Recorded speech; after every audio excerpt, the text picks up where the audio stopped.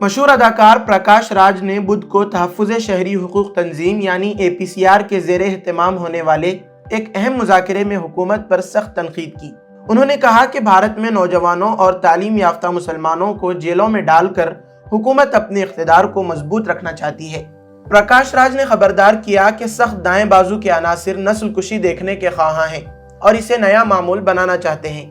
انہوں نے کئی نوجوانوں کے جیل میں ہونے کی مثالیں دیں، جیسے عمر خالد، شرجیل امام، خالد سیفی اور گلفشاں فاطمہ، جو برسوں سے بغیر مقدمے کے قید ہیں۔ اداکار نے کہا، یہ نوجوان مستقبل کے رہنما ہیں اور ان کی آواز حکومت کے لیے خطرہ ہے۔ یہی ہمت ہے جس سے حکومت ڈرتی ہے۔ ہمارا کام ہے کہ ہم مسلسل آواز بلند کریں۔ انہوں نے ایک اور مثال دی کہ ایک دوست جو واٹس ایپ یونیورسٹی کا شکار ہے، مسلمانوں سے خوفزدہ ہے، مگر شاہ رخ خان، سلمان خان اور عامر خان سے محبت کرتا ہے اور فیض کی شاعری سنتا ہے، پھر بھی مسلمانوں سے ڈرتا ہے۔